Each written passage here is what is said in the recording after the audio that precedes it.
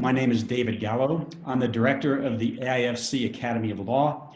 Welcome to all of you from across the globe who have joined us today. First and foremost, we hope that you're safe, we hope that you're well, and we very much respect that you continue to move the business of your law firms or your companies forward in these unusual times. Hopefully we will emerge from these circumstances sooner than later, but all the best, and we're very happy that you've joined us today. I'm going to turn the floor over to my friend and my colleague at the AIFC, Professor Alexander Van de Putte, and the professor will actually introduce formally today's speaker, who is a friend of mine and a colleague in the legal education industry, and I'm very happy to see her again. We were just catching up on news, and with that, I'm going to turn it over to Professor Alexander Van de Putte. Dr. Van de Putte is the chairman of the Academic Council for the Academy of Law. And for the AIFC, he's also the Chief Strategy Officer and the Chairman of Corporate Governance and Stewardship. So let me turn it over to Alexander, who will in turn introduce today's event and our esteemed speaker. Alexander. Thank you, David, for this kind of introduction and also for allowing me to introduce your friend. That is even a bigger honor. So you all know me, so I'm not going to talk about myself, and David introduced me. So it's all about our speaker today. Her name is Toni Jaeger-Fine. I hope I pronounced that correctly, Jaeger. And I'm from Belgium, so my mother tongue is Flemish. So I do understand German as well. So it's so I have to guess I pronounce it as in German. So doctor, I assume, Toni Jaeger-Fine, she is Assistant Dean for International and Non-J.D. programs at the Fordham Law School. And you probably know that this is one of the foremost law schools in the US. And previously, she was also with NYU, New York University Law School, again, one of the top law schools in the United States, but also she was a practicing lawyer with Crowell and Moring. I asked Toni whether I would be allowed to throw in a little joke because I'm obviously not a lawyer. And as a result, well, maybe she throws in a joke later about an engineer or an economist, and that's of course totally fine. But I used to work in mergers and acquisitions.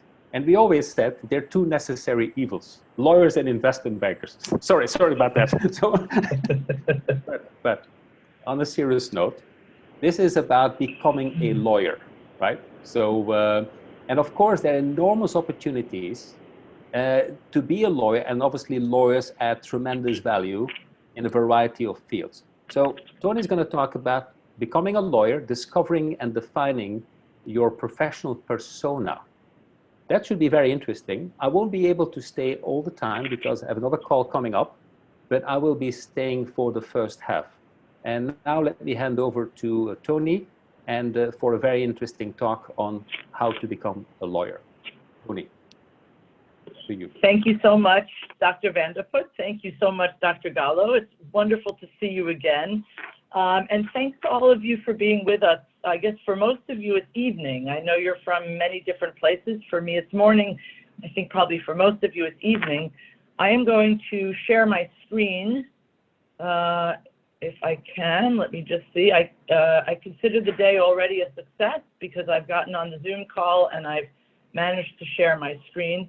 I'd like to thank David for this invitation. We have been discussing his work and our mutual interests for many years, and we were talking about a visit for me, and obviously that didn't work out for the moment, but I'm thrilled to be able to participate in the work of the Academy of Law and meet some really dynamic, forward-thinking attorneys such as yourselves, and I'm so grateful for this opportunity to talk with all of you about my work. And so, as Dr. Van de Putte said, I'm talking about discovering and defining your professional persona. And the first question that I always get is, what does this mean? What is this thing called the professional persona?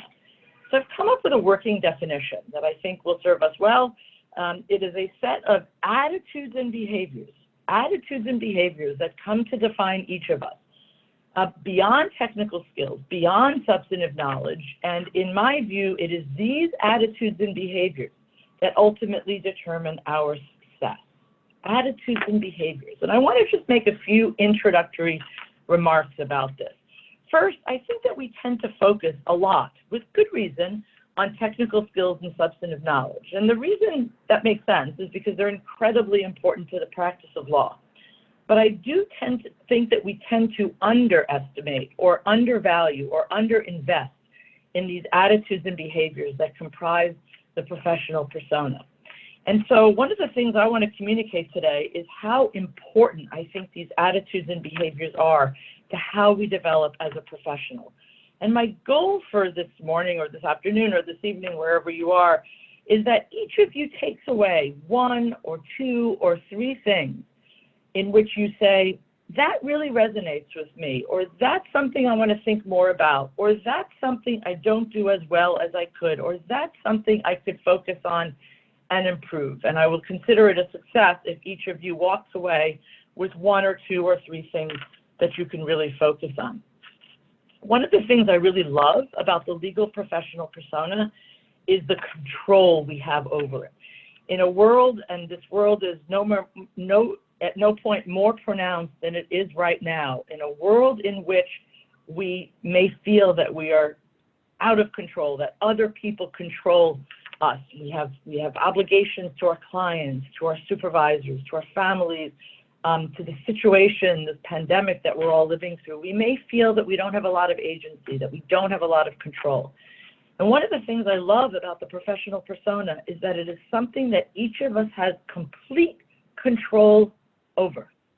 You build, develop, and nurture your professional persona, and you get all the credit and all the benefits. You fail to do that, and you have no one to blame but yourself. And I really love for myself having this one piece of the world that I control completely. I find that very, very, very liberating and very, very meaningful for me. The professional persona is contextual. And so what's really important is that in whatever context you find yourself, you take stock and you say, what is the appropriate version of my professional persona for the particular circumstances in which I may find myself? There are cultural differences. For example, I'm not sure where most of you are from, but I know that most of you are not from the United States. And so whenever I speak to an audience, I have to be alert to cultural issues, cultural nuances. It's very difficult. That's, I think, more difficult through mechanisms like Zoom than it is through in-person communications. But I still need to moderate my views based on, and my attitudes and persona based on who I think I'm talking to. And just to give a more local example, how I behave with a group of colleagues may be a little bit different from how I behave when the senior partner is around, or when I'm with the judge, or when I'm with an adversary, or when I'm with co-counsel, or when I'm with a client or a prospective client. And so it's important to sort of read every situation and understand it as well as we can to behave appropriately. Your legal professional persona changes over time. And this is something that I learned while I was working on the book that I ultimately produced as a result of this work that David was kind enough to mention earlier. I thought that actually writing this book would be very, very simple, that I had figured out what the professional persona means. I figured out how to do all this, and all I had to do was sit down and write it. Yeah. And I was very, very sadly mistaken. I realized as I started to write it, there were some things I did well, yes, and that was great. But there were many, many things that I did not do well, areas in which I had to improve, things I hadn't thought about before, things I realized that I really, really fell short in. And so at first I found this frustrating because I wanted to thought this would be a much easier project than it was. But then I found it actually very exciting to know that my professional persona is not done. There is still room to change, to grow, to improve over the course of my career and over the course of my life. And so I actually find it very liberating to know that the professional persona that you embody at the age of 20 or 25 will not be the same as the one you embody at the age of 30 or 35, at the age of 45, 55, and so on. You can continue to improve and develop your professional persona. And the final sort of introductory point I want to raise is that your professional persona is unique to you. Why? Because it is intimately linked to who you are as a person. And so it is not as though your professional persona is one entity, your personal persona is a completely different entity. They're actually flip sides of the same coin. And in order to be sustainable and be authentic, they must be connected in this way. So your professional persona should really be an outgrowth of who you are as a person rather than something entirely different. My work is divided into three sort of pillars: foundations, self-management, and relationships. And we begin with foundations. And I've identified 4 foundations of a legal professional persona that I like to talk about. The first is this bizarre term, unconscious incompetence. And this refers to the way that we move through stages of incompetence and then competence. Now, at any given point in time, every single one of us is both competent and incompetent. There's no such thing as people who are competent and people who are incompetent. We're all competent at certain things, and we're all incompetent when it comes to other things. And the question is, how do we move from these stages of incompetence to stages of competence? Well, we start at the stage called unconscious incompetence. The best way to describe this is it's the happy idiot stage, okay? And I really love that description. We are so incompetent with respect to a particular skill or ability or behavior. We're so incompetent that we're completely unaware of how incompetent we are, or how difficult it would be to achieve competence, or how important that particular skill or behavior is. The happy idiot stage. We move from that finally until we reach the stage of unconscious competence, where a particular skill or activity or behavior is almost habitual, which talks about which goes to our second foundation, which we'll talk about in just a moment, where we do something with such a level of competence that we don't even need to think about it. And we move through these stages of competence. There are a few steps in between. First, through questioning, not just assuming that we could do something, not just assuming that we're good at something, not just assuming that it's unimportant, but actually trying it, actually asking deep, difficult, hard questions by reflection, deep, meaningful, sustained reflection before we do something, while we're doing something, and after we do something. And I think lawyers, at least many of the lawyers I know, many US lawyers, I know lots of lawyers from around the world, many lawyers, I think, underinvest in self-reflection.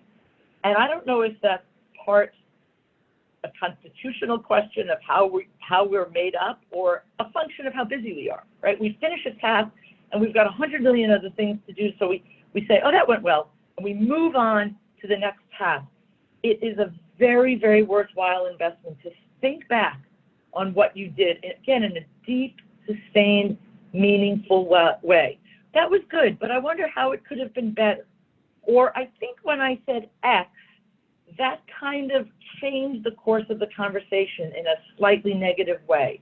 Or I wonder what would have happened if I had paused a little longer. Or I wonder what would have happened if I had been a little softer at that point. Or I wonder what would have happened if I'd been a little harder at that point. I wonder what would have happened if I raised another suggestion, another option, to really make an investment in reflecting on what you might have done that could have led to slightly different results. The third way we move through the competence ladder is through something called observation and imitation. When you work in the legal field, and you also work with people who are trained in economics and engineering and all sorts of other things, how lucky we are, because we are constantly surrounded by intelligent people, and we're going to talk about intelligence in a moment, from whom we can learn a tremendous amount. Again, not just about technical skills, not just about substantive knowledge, but about these behaviors and attitudes that form the professional persona. We learn so much from observing others and imitating behavior that we admire and respect, and trying not to imitate or trying not to demonstrate behaviors that we do not admire and respect. This is a tremendous way in which we learn. And finally, we learn by being coachable. We're going to return to the issue of feedback later, but being coachable is basically being able to absorb, genuinely absorb and incorporate suggestions. I think many of us have the tendency, and it's totally natural, it's totally human, we have the tendency to sort of deflect criticism, right? When someone makes a criticism about me or says I could have done something better, my initial reaction might be to excuse it, to justify it, to rationalize it, to explain it, rather than to actually really think that person has a point, or I don't agree entirely maybe with what that person says, but there is some truth to what that person said, and I should work on that particular element. Let's talk now about habits. Habit, we understand what habits are. They're things we do automatically with a genuine pattern of regularity. What's so great about them is that they allow us to save time and energy. So things we do habitually, and by the way, we spend about 40 to 50% of the things we do on a daily basis are the product of habit. And so when I brush my teeth, I don't really have to focus so much on brushing my teeth. When I tie my shoes, I don't need to focus on how I tie my shoe and so on and so forth. And that saves me time and mental energy for more difficult situations, more bespoke problems that arise in the course of the day. This allows us to work better under pressure. But the real great key to habit is this. Once you begin to develop good habits, those habits lead to more good habits. And so you continually build upon good habits. Scientists do not fully understand how this happens, but they have been able to demonstrate through studies, and I'll cite a few, through studies, longitudinal studies of people who develop good habits, that they continue to build more and more good habits. The reverse is also true, by the way. Once you start to develop a bad habit, you sort of go on this decline. But the reverse happens as well, and this is great news. And so scientists have done these studies. I'll just name one. If any of you have children at home, high school age, this is something that might interest you, but I find it very interesting for all of us. They've done these longitudinal studies over decades of young people, high school age students, who make their bed in the morning. They found that students, these young people who make their bed in the morning, do better on their college entrance exams, do better in their university studies, get better jobs, earn more money, are healthier and in happier relationships 20 years later. And so this is an indication that building this one single habit will lead to additional good habits. So one of the things I talk about in my book is how we can work towards building strong, positive, sustainable habits. The third foundation is intelligence. And I think that when we hear the word intelligence, for most of us, at least in the United States, and this is probably true in other countries as well, we think about intelligence as intelligence quotient, sort of raw mental capacity based on an IQ measure. I think one of the greatest sort of educational discoveries of the late 20th century is that intelligence is much more than that. It's actually contextual, it's multidimensional. It is not about intelligence alone. Now, IQ is important, right? There are certain levels of IQ that are required to do things like study law or study economics or study any other of the professional fields. But guess what? If you're smart enough to get in and out of law school, you're smart enough, okay? Differences in intelligence amongst those of us who are smart enough to get in and out of law school are smart enough. And so I've always been very insecure about my sort of raw intelligence among groups of professionals like this group. And so I've never found out what my IQ is, but I've always suspected that among groups of professionals like this, my IQ is on the low side. So let's imagine that there's a 30-point difference, say, between me and David. with David being on the high end, me being on the low end. I'm very envious of that, but at the end of the day, that is not going to be the factor that defines our respective success. Again, if you're smart enough to study law, you're smart enough.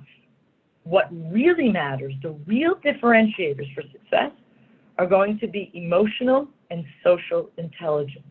Emotional intelligence being our ability to understand and moderate our own emotions, social intelligence being sort of people skills, the ability to understand and respond appropriately to the emotions of others. These are the true differentiators when it comes to success. What's so great about that, so liberating about that, is that IQ, most people believe, is relatively fixed. Some people believe you can move the needle on your IQ. Most people believe that you can't do much to change your IQ, but there's a lot you can do to improve your social and emotional intelligence.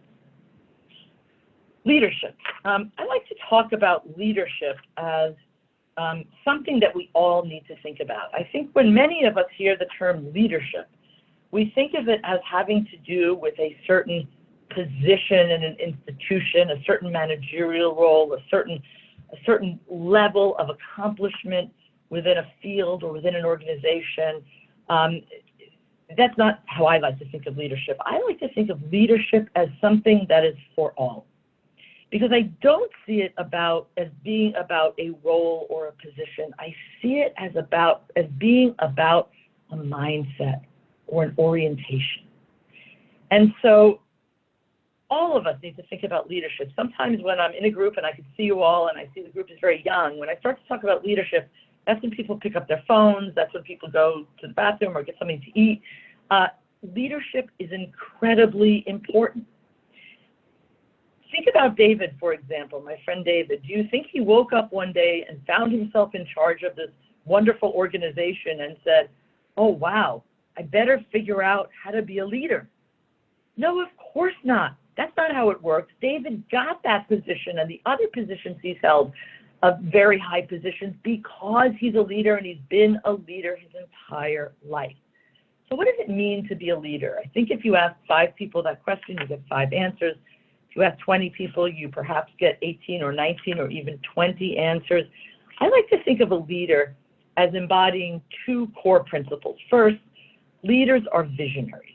They're goal-oriented. And those goals are not materialistic. They're not individualistic. It's not, okay, by the time I'm 30, I want to be a partner in XYZ law firm, and I want to earn X number of dollar equivalents, and I want to have a really nice second home at the beach somewhere. Those are not the kinds of goals that I'm talking about. I'm talking about professional goals, institutional goals, goals for your professional persona and your professional accomplishment. Second, leaders are change agents. They know how to fulfill those goals. They know how to move themselves and move others and move institutions toward those goals. And you get there through a range of personal and interpersonal skills that are very much aligned with what you need to develop strong social and emotional intelligence. The next part of my work focuses on self-management, professionalism from the inside. When I think of professionalism from the inside and self-management, I think of 3 different categories. I want to start with mindset and dispositions. When I think of mindset and dispositions, I think of it first as about a positive mindset, a mindset based on growth rather than a fixed mindset. What's a fixed mindset? I'm going to give you an example, and this is something that I struggle with respect to certain things. A fixed mindset. So I'm not comfortable with technology, and so this is sometimes what I find myself saying. I can't do it.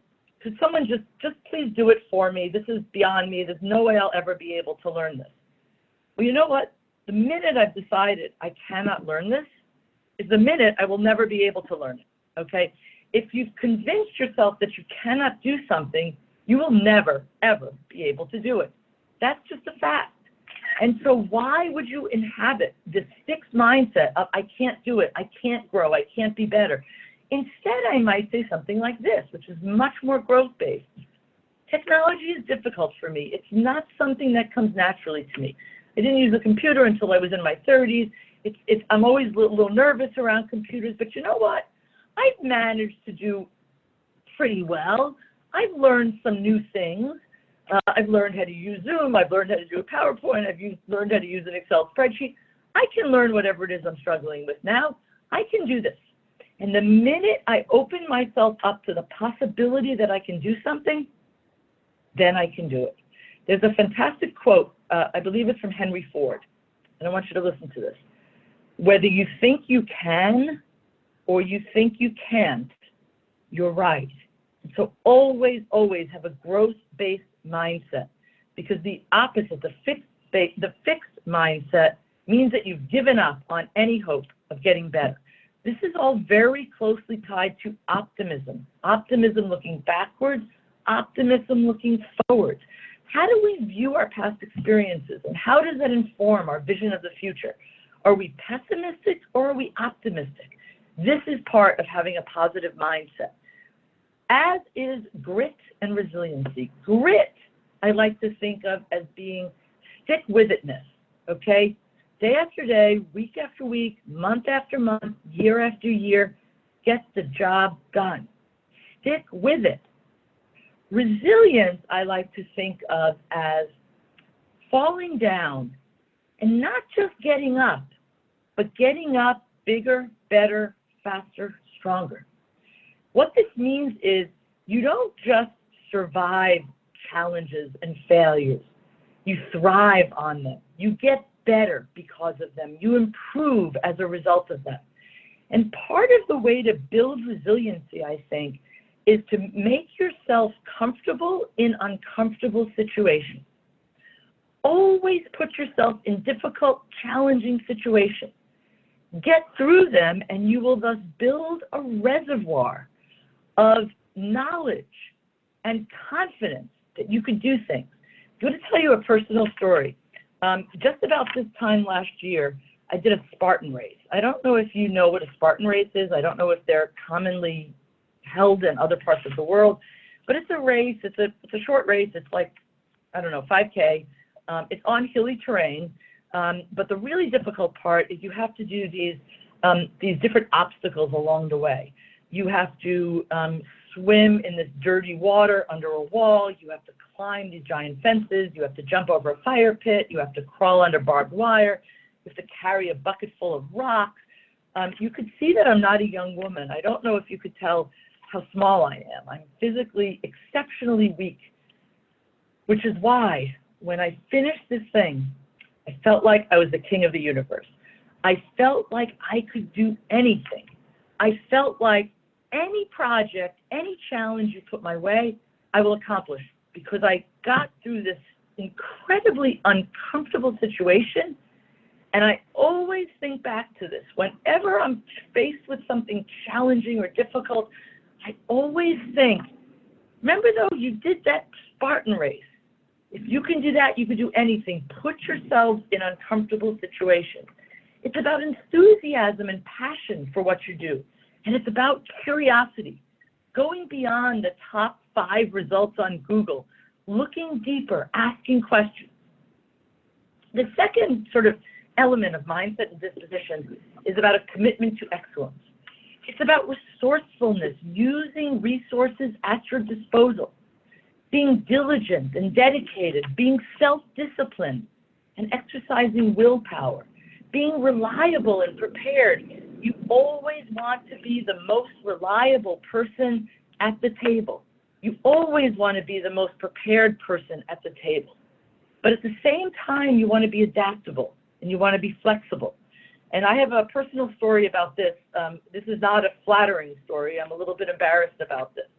When I was young, when I was a young lawyer, I was a litigator, and we have a discovery mechanism known as a deposition, where you sit in a room with a witness and you ask that person questions on the record. There's a court stenographer. And these questions are a very important part of the fact discovery process in the United States. And I had the opportunity to do this when I was fairly junior, maybe a second or third year associate. And I was incredibly prepared. It would have been impossible for anyone to have been more prepared than I was for this deposition. But I was not flexible or adaptable. And so I was very fixated on my list of questions, so fixated that in fact I had trouble listening to the witness and following up appropriately. When I read the transcript later, there were areas in which I thought to myself, you know, you should have followed up on that, but I was too rigidly fixed on the questions that I had pre-prepared. So your preparedness has to be matched with adaptability and flexibility. It's about attention to detail. And I think that many of us, when we become lawyers, we think that, oh, typographical errors and the format of a document and whether things are internally consistent and whether our citations are proper and all that stuff, the tables, all these appendices, all these little details that go into putting together a document, whether it's for a transaction or for litigation, are not our job. Well, they are our job. And not only are they our job, but we should take pride in the craftsmanship that goes into what we do. That things we produce look good and read right. This is something that our senior attorneys, our supervisors look for. These are things that clients look for. These are things that courts look for, and they are important. So don't just pay attention to the detail. Take pride in the craftsmanship of what goes into that. It's about creativity. It's about wisdom. And the third sort of element of mindset and disposition is about character. It's about gratitude. When somebody does you a favor, big or small, thank them. Let them know that you appreciate that they put some time and effort into doing this. It's about being dignified in a way that supports and promotes your own professional persona, but also the dignity of the organization for which you work and our profession as a whole. It's about being discreet, not just with client confidential information, that goes without saying, but with other sensitive information that someone entrusts to you. It's about being humble. And I want to say a few words about humility, because I think sometimes, at least I think I misunderstood humility before I was working on this book, and I understood humility better. I think some of us think of humility as the absence of confidence. And I don't think that's right, because I think attorneys, all professionals, need to have a level of confidence. Right? You need to demonstrate some confidence. I'm just imagining going to a lawyer, right? And so let's say I'm the client and I go to one of you and I say, well, I want to do this transaction and I'd like you to handle it. What do you think? And I explain the transaction and you say, well, that sounds really complicated. I've never done anything that complex. I really would have no idea where to start on that, but sure, I'll take the business if you'd like. Okay, nobody's going to hire a lawyer who approaches a situation like that. So you must be confident, but you must also be humble. Humility, in my view, is about recognition, deep recognition, true recognition that we could learn things from everyone, not just people who are senior to us, we know that, not just people at our own level, we know that, but also junior people on the team, the secretary, the technical people, the Uber driver, the person who sells us coffee in the morning, the person at the drugstore. We should be alert to opportunities to learn all the time. And I have to say that in the recent years in which I've been much more attentive to this, I think I've learned a tremendous amount from people with very different backgrounds and very different experiences from me, just because I've been more aware of it. So shortly before the pandemic, just to give you an example, I gave a lecture about this stuff at a very large law firm in New York. Very, very large, very prestigious law firm. I met lots of partners there, lots of attorneys there. I had great conversations. But the conversation that most sticks with me and was most meaningful to me was with the guy who set up my microphone. Yeah, he was the IT guy. And we had this wonderful conversation, and we're still in contact. And this has been such a valuable experience for me to always be alert to the to the experiences of others, and to the fact that we could learn from people, especially those with very different backgrounds, very different skills, very different experiences. Character is about authenticity, developing a professional persona, and I touched on this earlier, that is comfortable for us, not a professional persona that is someone else's. If I tried to be David, for example, it wouldn't work. It wouldn't work because I don't have his skills, I don't have his abilities, but it also wouldn't work because I'm not him. We're very different people. So you have to develop a professional persona that is authentic to you. So what I was saying was that humility demands that we be totally alert to opportunities to learn from everyone, okay? And then I moved on to authenticity, which is that each of us needs to develop a professional persona that is authentic, that feels comfortable for us, and that is linked, as I said earlier, to who we are as people.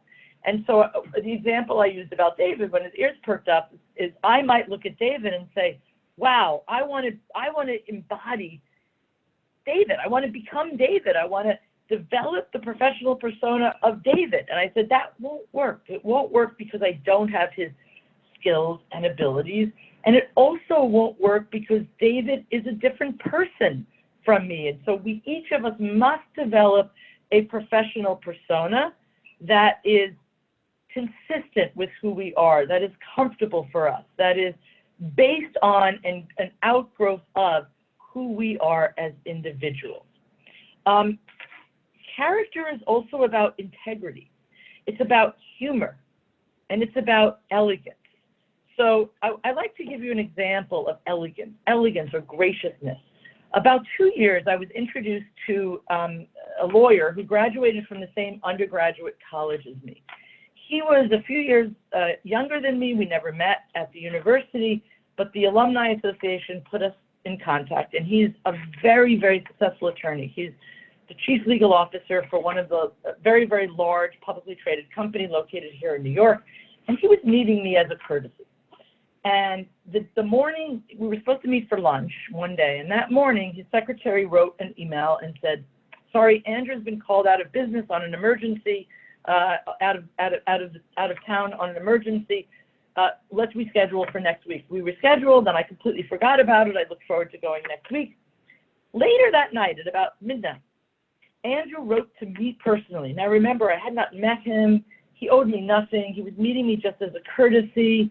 He wrote to me personally just to say how sorry he was that he had to cancel the appointment and that he looked forward to seeing me next week. And I thought, how elegant, how gracious. It was completely unnecessary, but he went above and beyond what was necessary and made such an impression on me that 2 years later, I'm still thinking about this and I'm still talking about it. So when you have the opportunity to be gracious or elegant, take it. People will remember.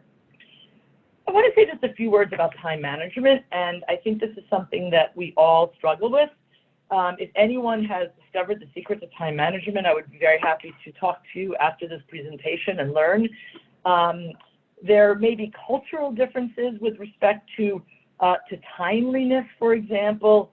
I don't know all the countries you come from. I don't know how you deal with times. I work with a lot of Latin Americans, and they have a very different sense of sort of what it means to be on time for something. But that's not really what I want to focus on. What I really want to focus on is how each of us manages our own time. I think for many of us, and I struggle with this myself, I think for many of us, we're very reactive when it comes to time rather than being proactive. We allow ourselves to react to circumstances, to react to demands by others. And to some extent, that's appropriate. We work in a client services industry, and so to some extent, we do need to react to what clients need, what more senior partners need. But I do think that we can still, within this context, take more control over how we manage our time. And so I'm going to leave you with a couple of tips. The first one is that you should do a time budget. And the first step of that is to do a time audit. Well, let me step backwards for 1 minute. Why is it so important to do a time budget? Well, you probably all have a financial budget. It may be a very fancy Excel spreadsheet. It may be something more on the back of the envelope, but I think that everybody has some sense of how much money they have coming in every month, what their fixed expenses are. Maybe they're putting aside some money to save for something, and then you have a certain amount left over that you can play with, buy stuff with, and go out with, and during the times when we could go out. And so everyone has a bit of a sense of their financial budget. But when it comes to money, when it comes to time, we don't do that. And to me, that is very mysterious. It's mysterious because time, when you think about it, is a much more valuable commodity than money. We could all earn more money, right? You could always go out and get another job. You could always add to your income. You could always earn more money, but time is what it is. It's kind of the great equalizer in that way. Each of us has 24 hours in a day, 7 days in a week, 4 weeks in a month, and so on and so forth. There's no way to increase that amount of time. So why are we more careful with how we spend our money than we are with how we spend our time? It just makes no sense. So my first word of advice is to do a time audit. If you were to do a financial audit, let's say audit every penny you spend, or whatever your local currency equivalent is, for a week, you might be surprised at the end of that week. For example, if I had done that, let's say, I might be surprised to find that I spend $70 a week on exotic designer costs. And I said, oh my God, I can't believe that. I thought I was spending $10 a week at Starbucks. I had no idea that I was actually spending $70 a week at Starbucks. And I might say to myself, that makes sense. That's okay. That's the one thing I just really can't live without. I just love my caramel frappuccino with whipped cream, and I'm going to continue to spend $70 a week on those frappuccinos. But at least I've made a deliberate decision. I might say, which is what I would say, that's insane. I don't want to spend $70 of my hard-earned money a week on frappuccinos. I'm going to limit myself. I like them, but I don't like them that much. I'm going to have one on a weekend. I'll choose a day on the weekend, and I'll have a nice caramel frappuccino with whipped cream, but I'm going to limit myself to the one. If you do an audit, you can make those decisions. If you do a time audit, you can make similar kinds of decisions. So when I did my time audit, I thought, okay, maybe I spend about 20 minutes a night on Netflix. When I did my time audit, I realized, no, I'm spending an hour and a half on Netflix. And then you can make reasoned decisions about whether that's a valuable use of time for you or whether there are things you would rather do with your time. So do a time audit. Second, schedule as many things as you can specifically. So we all have our to-do lists, right? And to-do lists are essential and they're helpful, but take things on those on your to-do list and schedule them specifically in your agenda.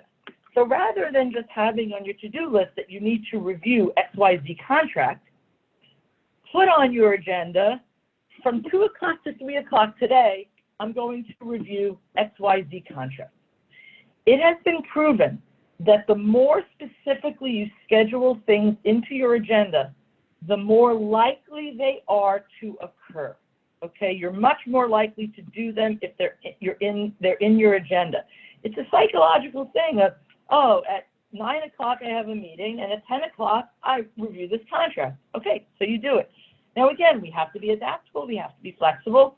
So it could be that something comes up. Your boss needs something, a client needs something, the court needs something, and you need to modify that and reschedule it, but do schedule as many things specifically as you can.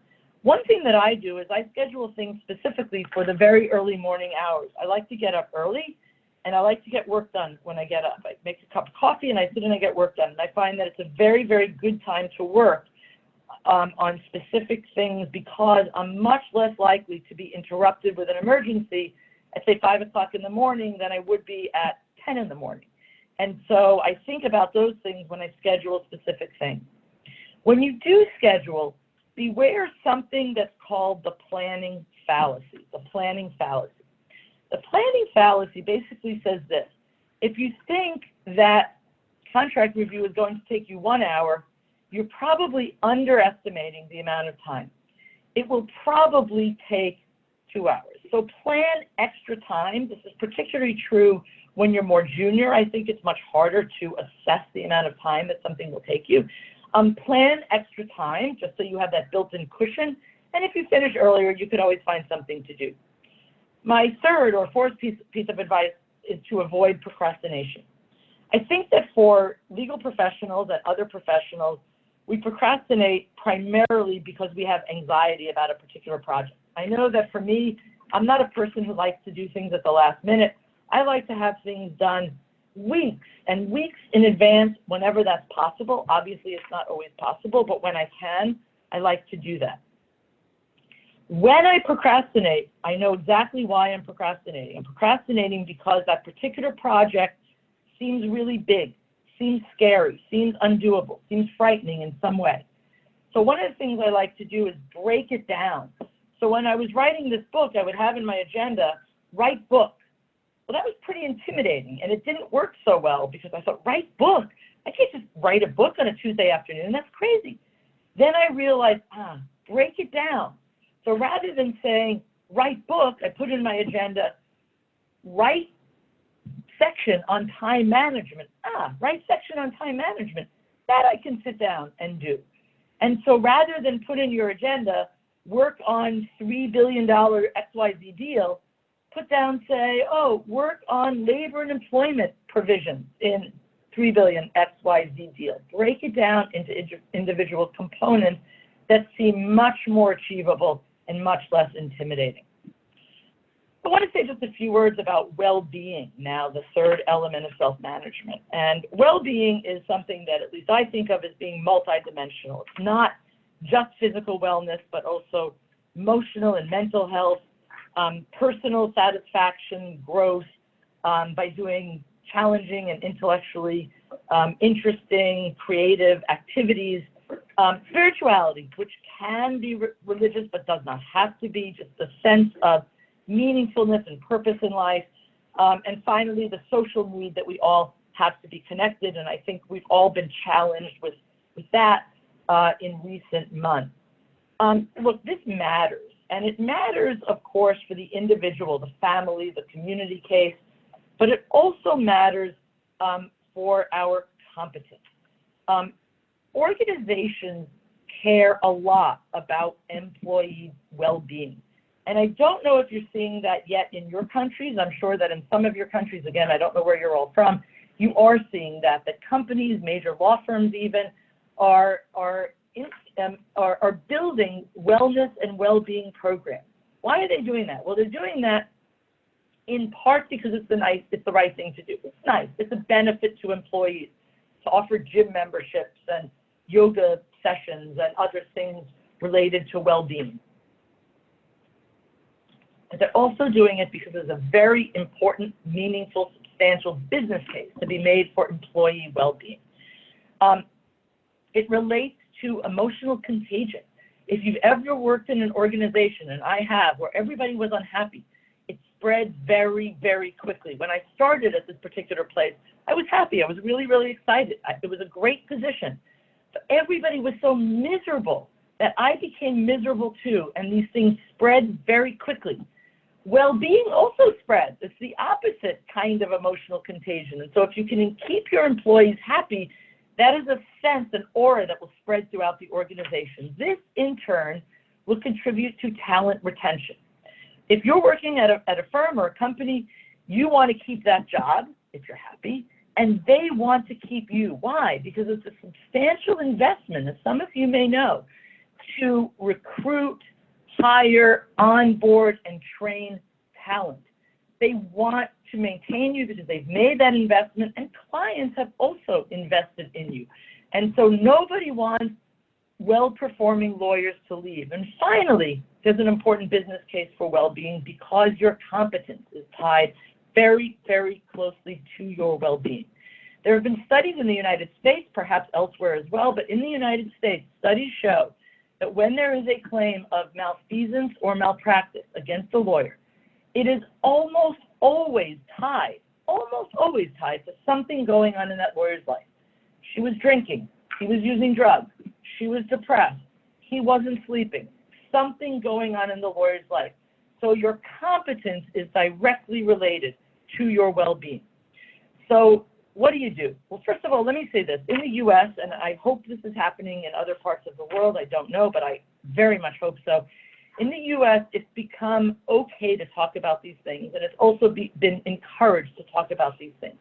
When I practiced law many, many years ago, we could not talk about these issues at all. It was actually considered a badge of honor. If you came into the office one day and you said, oh, I only got 3 hours of sleep last night because I was working on such and such, then you were seen as a committed, really hardworking lawyer. If you took a vacation, it was kind of, why would you take a vacation? Are you not committed to your job and your client? Now we understand that we need sleep. We need to eat well. We need to exercise. We need vacation. We need downtime. And people also are being open and talking about their own struggles. Again, U.S. lawyers have come out at top firms talking about struggles with depression, talking about struggles with alcohol or drugs.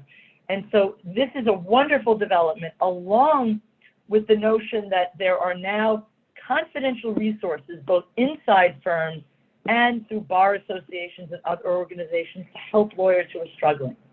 So watch out for changes in yourself. If you see that you're not sleeping well, try to figure out what's going on. Something must be on your mind. If something else is going on, you're drinking more than you should be, you're using drugs, you're not exercising, you're gaining too much weight, you're losing too much weight, you're feeling depressed, get help. It's okay. It's a part of being human, especially in the high-stress, busy environments in which you all function. Look out for others, your loved ones, of course, but also look out for your teammates, your colleagues. If you have a colleague who's usually up bright and early at 8 o'clock and she's at her computer, bright-eyed and bushy-tailed, and all of a sudden she's kind of logging in at 11 o'clock and her eyes are all red and puffy, reach out to her, lend a hand. Let her know that you can help her, talk to her, that she can get help, and offer to help put her in touch with resources that can assist her. It'll be a great, great service to the individual, but also to the firm and the profession more broadly.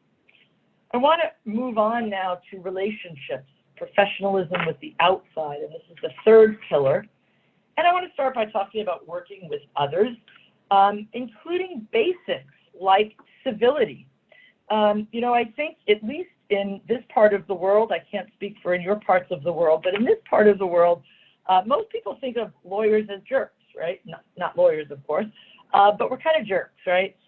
You don't have to be a jerk. You can actually be a nice person and still be an effective lawyer. You can be tough without raising your voice. You should be reliable. Have a reputation that if the boss gives you a project, you're going to get, or the client, you're going to get it done. You're going to get it done well. You're going to get it done on time. Have that reputation for reliability, for being responsible, for being where you're supposed to be, when you're supposed to be, getting stuff done on time, and for accountability. When I'm in a room and I could see you all, I would always ask this question: how many of you have ever made a mistake? And my hand is the first one that goes up. I make a mistake every single day. I make mistakes. That means we're human, okay? Making mistakes is part of the human condition. It's how you deal with those mistakes that will define you as a professional. Do you try to justify them? Do you run from them? Do you blame others or blame situations or deflect responsibility? Don't. Stand up, say, I made a mistake, I'm sorry, I'm going to do X, Y, Z to try to fix that, and trust me, I will do my very best to ensure this doesn't happen again. Stand up and take responsibility. Learn how to collaborate. One of the things that strikes me as odd, in the U.S. again at least, and I suspect it's this way in many other places in the world, is law school is very individualistic, right? You do your reading, you do your exams, you go to classes or not, and it's all about you. And then you leave law school and you enter a world in which it's not about you at all. It's all about being able to collaborate, to work as part of a team, to listen to other viewpoints, which is another point. To work well with others includes working across boundaries. Working as part of a team that includes people who are of different genders or different racial backgrounds or different socioeconomic backgrounds, different viewpoints, all sorts of different backgrounds. and try to really think inclusively, really try to understand what they're saying. In the US, general counsel have been clamoring for more diversity in law firms, particularly at the higher ranks, in the partnership ranks. Why? Partly because it's the right thing to do, and partly because they know that the more people with different backgrounds and different experiences they put together at the table, the more creative the problem-solving process will be. Within the firm, to understand the art of being supervised, to understand your level of discretion, to always make your boss look good, which does not mean never challenging your boss, but doing that at the right time and the right place. To be responsive, to keep your boss informed of your availability, to follow up. Do not assume that your job is done just because you handed the document in. Follow up with him. To understand the expectations, to be proactive, to think forward. Maybe you see that the government is considering a regulation or a new law, and you realize that that might affect a particular client in a certain industry. To raise this and try to be proactive, to bring not just problems to your boss, but solutions.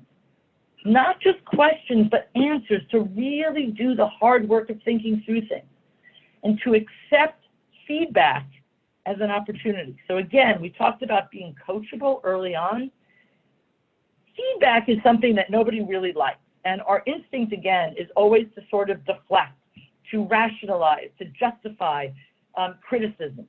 But if you change the way you think about feedback, you could think about it in a very different way and appreciate it in a very different way. So rather than thinking about feedback as criticism, think about feedback in two ways. One, as an opportunity. If you want to be the very best professional you can be, don't you want to know what you can do better? Yeah, of course you do. If there's something, you do 10 things great, and there are 2 things you could improve a little bit in this and this. Don't you want to know what those things are so that you could work on them? Of course you do. Be open to that. Also recognize, the second way, positive way of thinking about feedback, is to realize that feedback is an investment in you and your future in the organization. If a partner takes an hour or a half hour to sit down with you and explain what you could be doing better, that is a real investment that the firm is making in your success and in your future in the organization. Embrace that. I want to talk a little bit about business development and client management. To always recognize, always remember the client service nature of what we do. That is the service that we provide. You know, I'm going to give you an example of that maybe will help you. On the weekends, I like to go to brunch, okay? I love to go to brunch. I go to a place, I sit outside when I can. I enjoy having nice food served to me. Then I come home and I take a nap. Okay, this is a ritual for me, and every Saturday or Sunday, I do that, okay? Maybe have a little brunch cocktail. I really enjoy that. And so when you think about why people come to lawyers, they don't come because they enjoy the experience, right? They come to lawyers because they have a problem or they have a goal, right? Some business or personal goal that they want you to help them with. Okay, that is the only reason to come to us. It is entirely based on the service nature of what we do. If you always think about that, you will do the right thing. Understand and learn as much as you can about the client and about the industry in which the client functions. Make the client feel that it is your highest priority. Be proactive, as we talked about earlier. Be creative. Be responsive. Communicate in the best way for the client, the way that client will understand. Be generous when you can. Ask for feedback of the client, right? I think we always think about feedback as being internal within the firm, but it's not. At the end of a representation, ask the client, how did that go for you? What went well? What went less well? If you could find out what did not go well, you have the chance of improving the service and the representation for the next time, and you give the client the impression that you're truly, truly interested in improving the service for the future. Next, I want to say a few words about effective communication. the biggest tool that we as lawyers have is communication, written communication, oral communication. Always keep in mind your audience and your objectives. With respect to your audience, think about this. Let's say you're a tax attorney and you're communicating with the tax lawyer in-house in one of your clients, okay? A very sophisticated person who, like you, has been trained in the law, who, like you, has a specialization in tax law.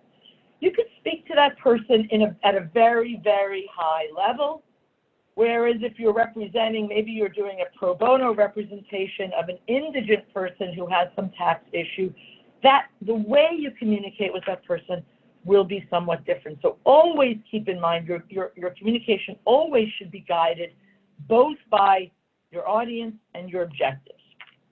Always be efficient, organized, and direct. Eliminate the use of legalese. Use legal terms when you need to, but don't use them to show off. I know that when I got out of law school, I thought that I should use a lot of big legal words and use very long, convoluted sentences to show that I was super educated. Nobody wants that. Readers want you, and listeners want you to take very complex concepts and break them down so that they can understand what you're trying to communicate easily. They don't want to spend a lot of time trying to figure out what was that word, or that sentence is so long that I have to break it down. That's your job. Take complex concepts and break them down to the extent possible. Be very efficient and direct and organized in your communication. Be formal in your communication. And the final thing I want to say about communication is an element of communication that we often don't think about, and that is listening. It turns out that we don't listen as well as we think we do. Scientists, and I'm not sure I believe this statistic, but I read a number of studies that suggest this, which is quite staggering. We hear only about 50% of what is said to us, and we forget 50% of that within 24 hours. If that is true, we are not listening with sufficient intentionality. You can train yourself to listen better. And if you listen better and hear and retain more information and knowledge, you will, by definition, have more power. So train yourself to listen with greater intentionality. And finally, I wanted to say a few words about your public professional persona. And I really want to leave you with a story. I wrote a blog about it. I'll show you my blog link in a moment. The blog is called Your Name in Life. And I met this guy, and he said he's a partner at a big law firm in New York. And he said something terrific. He said, from the minute I started practicing law many years ago, although I would have changed that to say from the minute I started studying law, from the minute I started practicing law, he said, I imagined a big sign over my head with my name lit up. Wow. And so everywhere he went, it said John Smith over his head, which meant that everything he did, everything he said, all his behaviors, all his attitudes were attributed to him, which compelled him, which motivated him to always, always act in a way that would promote his image of himself, his professional persona, in a way that was effective, that he wanted to be remembered and thought about.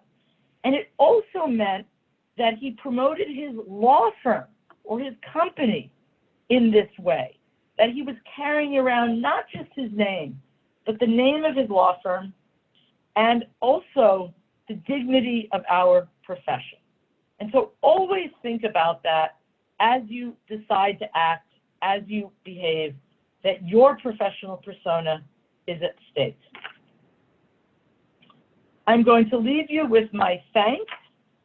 This is my book on one side of the screen, and here is my blog, can be found at yourprofessionalpersona.com, and I've also included my email address here in case any of you should wish to follow up with me. I'd be very happy to hear from you. David, should I stop sharing the screen right now and we come back together? Why don't you keep that slide on the screen? Okay, will do. Thanks so much, Professor Toni Jaeger-Fine. That was absolutely fabulous. I can tell you, we hope to see you back on this platform for more words of wisdom and insight. It was really, really amazing. I listened to every word. So I tried to improve my listening skills on everybody's immediate feedback. But thanks so much. We did have a question that came in from the audience. I'll turn it over to my colleague Almas, who will read the question, and then I'll come back on and we'll wrap it up. Okay, Almas, please. Okay, David, thank you. Thank you, Toni, for your presentation. We'll have some questions from the audience. One of our guests, Aya, is from Jordan. She's 20 years old. She's asking, I can't pass without asking what is the name of Miss Toni's book, and if we can get it online or no. Alma, thank you so much. Here's the name of the book. That's really flattering. And you can get it on Amazon. And I don't know if Amazon delivers to Jordan, which is, by the way, a place that I would love to visit at some point. But you can for sure get the electronic version. So Alma, thank you for that. And I would love to hear your thoughts about it if you do read it. Thank you so much. And I have to say that during the session, Professor Vanderput, who introduced you, wrote me a little chat saying, she's fabulous. I just bought her book on Kindle. So he actually bought your book online. So I think it's talk about a return on investment. That's wonderful. Thank you. Toni, again, thanks so much. I mean, your lecture really gave us some practical tips on how to define and develop elements of a strong and sustainable professional persona. Very, very helpful. As you mentioned, lawyers don't talk enough about the social side to what they do and the importance of the social side. You know, at the end of the day, I don't know, I would view law as a social science. It's all about people. And the evolution of law is all about the evolution of civilization. The two go hand in hand. And, you know, when you go back to the Greek poet Aeschylus, who said, we should dedicate ourselves to make gentle the life of the world. Well, I think that very much applies to the legal profession. It's funny, Toni, and our audience, we had another meeting today, and we were talking about the subject of defining lawyer competencies. So what is the new competencies framework for those lawyers who want to become international commercial transactions lawyers? And I think this could apply to all segments of the legal world. But interesting, this this topic came up about the current status of legal education, and with the globalization of the legal profession and the practice of law, there is a true emphasis on developing skills and knowledge and behaviors around cooperation. And you mentioned this, cooperation and collaboration, because think about it, it's a global legal world. And in the transactional setting, that means that lawyers have to have competencies around cross-border transactions, whether it be substantive law or skills. What about cultural sensitivity? What about negotiating with foreign governments? You know, there probably aren't many law schools who are actually focusing on some of those softer skills. I know Fordham is doing this and NYU is doing it, but I think as a general matter, probably places like the Academy of Law and in the work you do on the international side and the non-degree programs at Fordham, I think there's a lot of opportunity to kind of fill some of those gaps, you know, in traditional legal education with books like yours and with sessions like these. You know, I was especially intrigued in the part of your discussion about intelligence. And Toni, you identified two aspects. One is emotional, one is social. Emotional intelligence, very interesting concept about managing your emotions and being appropriate in how you conduct yourself in the professional environment. But also you talked about social intelligence, and I found that really striking. The whole concept of empathy, you know, that we're in this together, respect for others, looking to others who demonstrate behaviors that you want to imitate, and also observing and reflecting on behaviors that you don't want to imitate. I think that's extraordinarily valuable, and it's all part of the reflective learning process where you're not just doing, but you're also thinking and reflecting. And I think that all of those things really matter. So with that, Toni, again, thanks so much for this. It was really enlightening, very informative. Great to see you again. And to all of our audience members out there, thank you for your time and your dedication. We hope to see you soon in our upcoming Academy of Law events and activities. And with that, Toni, thank you very much. Thank you so much, David, for those great comments. And I'm so happy to see so many of you on this call, and really thank you for this opportunity. Happy to come back anytime and talk about these issues or other issues that might be interesting. I'm so grateful for this opportunity. Be well, everyone. Thank you so much, David. Thank you. Pleasure is ours. Bye-bye, everybody.